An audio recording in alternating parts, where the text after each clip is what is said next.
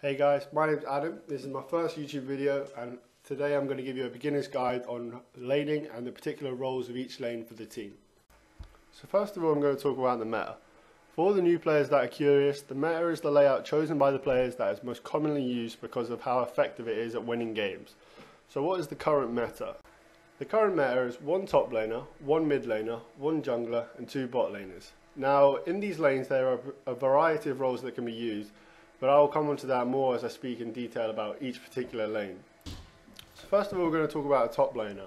The top laner, generally, probably the most popular role for a top laner is a tank. A tank has a high health and a high defense, and this allows them to initiate team fights. So they will go in first, they will soak up all the damage from the enemy team, while their damage dealers will be behind them, who will be dealing a lot of damage but not taking a lot of damage. So that will allow them to stay in the team fight as long as possible. Now, a tank can also be used to dive towers, which is meaning that as you are fed later on in the game and the tower and enemy champion is near a tower, if you go in, the tower will attack you, whereas your damagers, your AD carry and your mages, they'll be able to attack the enemy champion without actually getting hurt themselves. And because you have so much health and so much defense, you will not lose an awful lot of health doing this. Now, a tank can also be used as a support in the bottom lane in certain situations, but for the most part a tank will go into the top lane.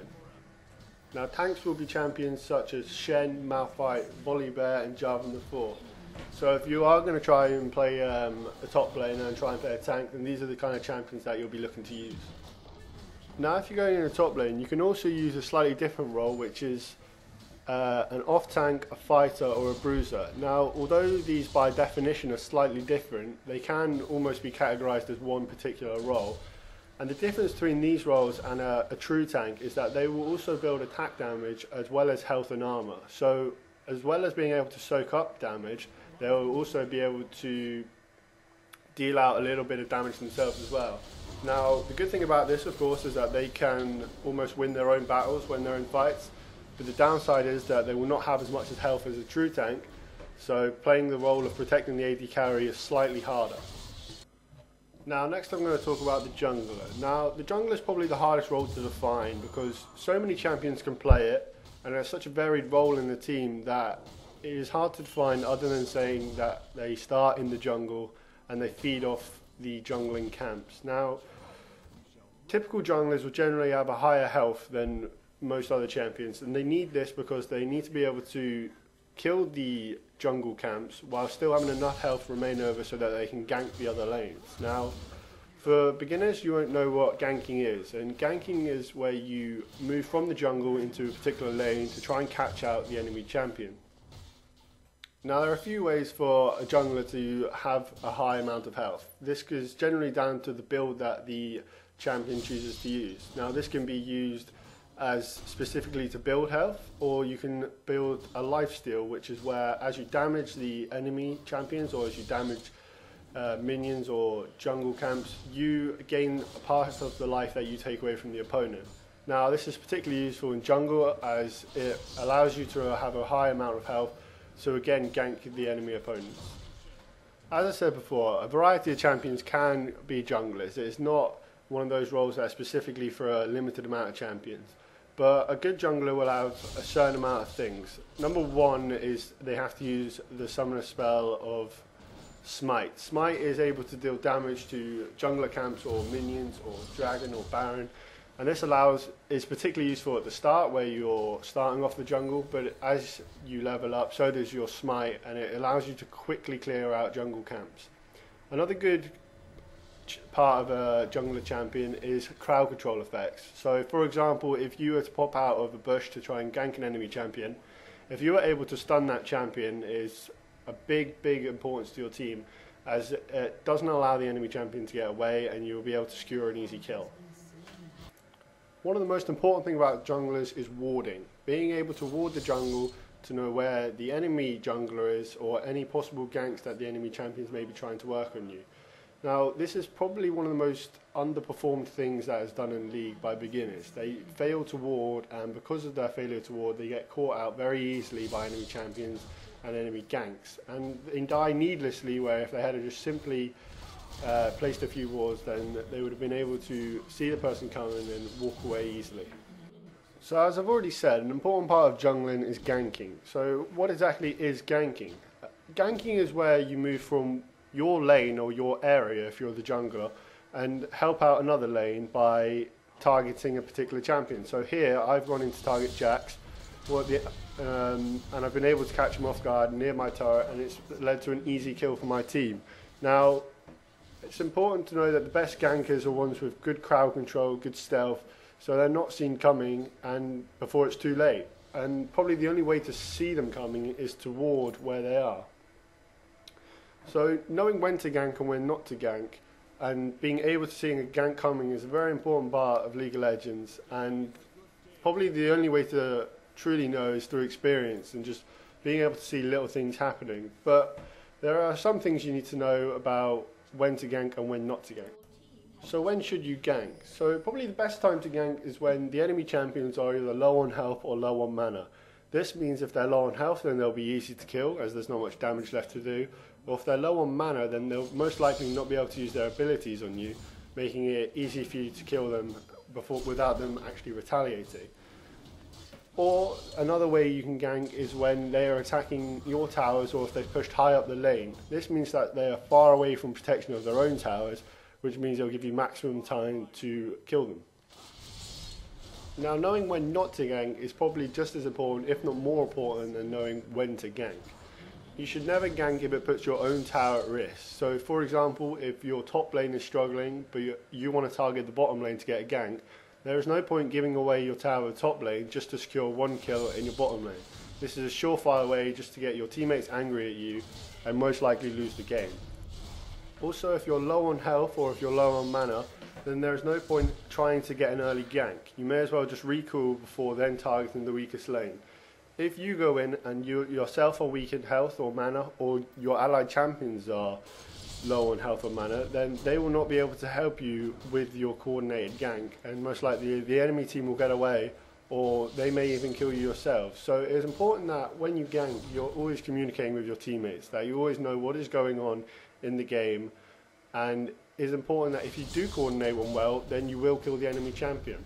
And the important thing about ganking is that if you do manage to kill the enemy champions without losing any of your own champions, then you will get good lane control, and this is very important as it allows you to push towers and eventually win the game. Now, the next lane I'm going to talk about is the mid lane. Now, the mid lane, although I could talk about all the roles that are used, I'd rather talk about the actual lane itself and how it's used. Now, most mid laners are able to deal a high amount of damage using their abilities, and they're able to do this in a relatively short amount of time called burst. This allows them to heavily damage their opposing mid laner or even kill them before they're able to have any damage back towards them. Now, the thing with using the abilities means that mid laners are very vulnerable when their cooldowns are on. They're not able to damage their opponent pretty much at all unless they have their abilities ready to use. This means that if you're going to play mid lane, you have to know when to use your abilities. There's no point wasting all of your abilities if you don't manage to get the kill or not enough damage that the opposing mid laner is able to attack you without you causing any more damage back. It's very important not to get caught out by ganks as well. Because you're in the mid lane, you're most likely to be ganked, as there are two sides you can be ganked from, the right and the left. Now, the only way you can truly know whether there's a gank coming is to ward. So it's very important that you know to constantly have your wards up and constantly wary of where the opposing jungler is. Now, as I said before, I wasn't going to talk about the roles of the champions, but mid laners can use a variety of roles, and that's why it's so difficult to specifically say what a mid laner does. Now, a mid laner could be a ranged AP such as Ahri, Reese, Fiddlesticks, Heimer, or they could be assassins such as LeBlanc, who's been shown in this clip, or Akali, Diana, or they could be a melee AP, which is Fizz, which is the enemy champion I was playing against. Now, because these are so different, it means that they can play different gameplays, so it's almost impossible to tell you how to play your mid laner unless I'm telling you about a specific champion. So for that reason, I can't really tell you much more about the gameplay behind a mid laner. Now, lastly, I'm going to talk about the bot lane. The bot lane contains two very important roles, but two very different roles in the team. Now first of all I'm going to talk about the support. Now the support is someone who makes their teammates stronger, basically by just helping out the marksmen in their team, making sure that they take as little damage as possible, healing them when they're injured, warding, which will stop potential ganks, and also crowd control, such as stunning the opponent so the marksman can go in for the kill. So those are just a general summary of what a support does, but more specifically, protecting the carry can be probably the most important part of the game. If you're AD carry, who's someone who's very squishy generally, which means they're easily killed, you're going to have to protect them. Now, this can be done using spells on a particular champion to heal them, or using summoner spells such as heal itself, but doing all you can to keep them alive. And if it comes down to it, a support can generally sacrifice himself so the attack damage carry doesn't die. Now this is generally because the attack damage carry has a kill streak, and if he is killed, the opponent team will get a bounty, and you don't want your opponent team getting the extra gold, as this will help them build and become stronger. Now another important part of playing a support is setting up kills. At the beginning of the game, a support can set up a kill very easily for the attack damage carry if the opponent team makes a mistake. So this generally happens whilst your attack damage carry will be farming minions. This is a very important thing that sometimes supports don't understand.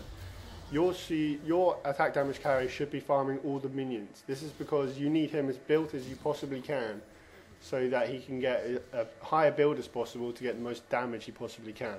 But whilst he is farming minions, the support may be able to pin down the enemy team. He will do this by using crowd control and stunning them in place, leaving an easy kill for the attack damage carry.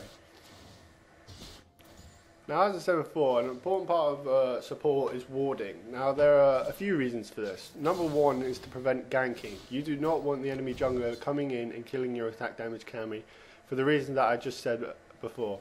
Now, another reason is to provide map awareness for the rest of your team, knowing that if the enemy jungler, for example, is going into your jungle, it is important for your jungler to know. Also, very close to the bottom lane is the dragon. Now, the dragon early on in the game, and probably throughout the whole game now in fact, is very important. I'd say more important than the Baron because it is more often contested. So you need to be able to know if that dragon is being attacked by the enemy team. If they're able to get the dragon without you being aware of it, then you've given away a huge part of this game. Now, my final advice to support would be, don't get greedy. If you have a kill death ratio of, I don't know, 5 to none or even higher than that, if you have 10 to no deaths, yes, this is very good and very commonly said in a game of how good a support is doing, but this is not meant to be happening. Your attack damage carry is very, very important mid to late game. They will win you the game if they are built enough.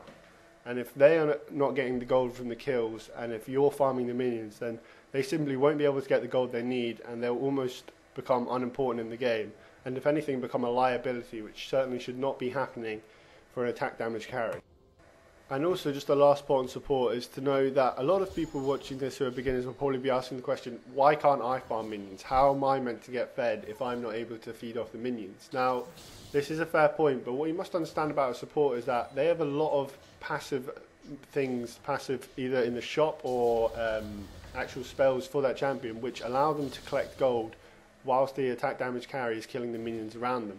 This means that you're still able to get fed even if it is through a different means.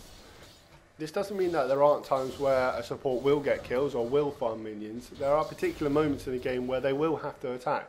Now this could be because your attack damage carry is trying to kill an opponent as they're running away and they simply haven't got their abilities to do so. At this point, you have to get the kill. The kill is most important, not risking it just in case your attack damage carry doesn't get the kill. Or equally so, that if your attack damage carry has gone to get the minions, has gone back to the shop whilst the minions are in lane, there's no reason for you to stand and watch. You may as well farm off the minions yourself. But knowing when to do this is important, and making sure that your attack damage carry is as fed as possible. Now lastly, I'm going to talk about an attack damage carry, also known as the marksman. Now, some would argue that this is probably the most important role of the team. Very tough to say, but it's probably one of the most popular simply because of the amount of kills they are able to get.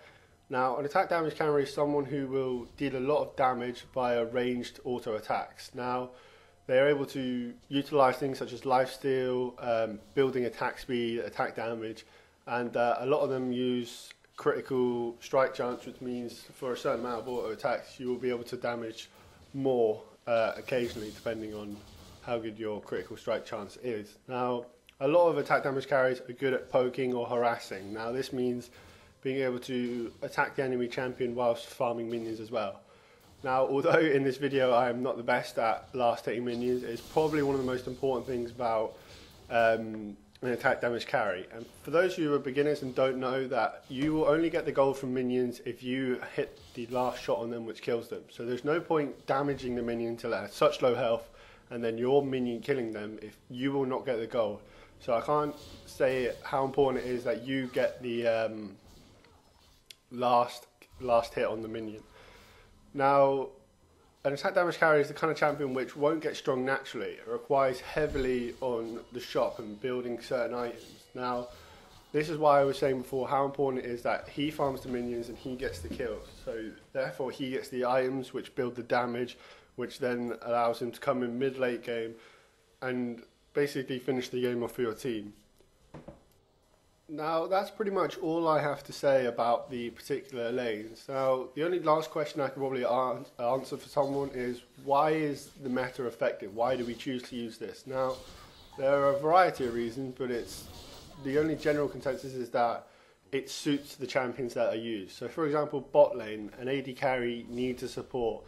Now, why would you go to bottom? Well, it's because the dragon is most contested. It is most important early in the game, mid-game, and even late game if you're able to get the 5th dragon. But I'll talk about that more in another video. But being able to contest that dragon is hugely important. So if you're able to have your champion with the most damage around that area, then you'll most likely be able to win the dragon. And that's what teams figured out. And that means that, of course, you have to have 2 bottom as well. Now, why does the tank go top and the mid laner go mid lane? Well, that is again because the tank is there to watch over the Baron. Most likely this won't happen early game, but if, for example, the team did go early-ish, as soon as the Baron came up, then the tank would be able to not obviously compete on its own, but you'd be able to hold off the enemy champions long enough for your team to get there, which is very important. So all I can say is that this is the general consensus of League of Legends. Most people will use this strategy because the top players use it. And the reason the top players use it is because they want to win. They're the ones challenging for money, and that is the strategy they use. This isn't to say that it's the only strategy to use. Of course, there are different ways to go. I mean, quite often you see 2 top laners because someone doesn't know how to play jungle. And I'd much rather go 2 top laners than someone trying to jungle who doesn't know how to jungle, as that is a surefire way to lose the game. But that's pretty much all I have to say in this video. If you do enjoy it, then be sure to comment, like, subscribe, all that kind of crap. And if you've got any questions, then feel free to ask in the comments and I'll try my best to answer for you. So thanks a lot.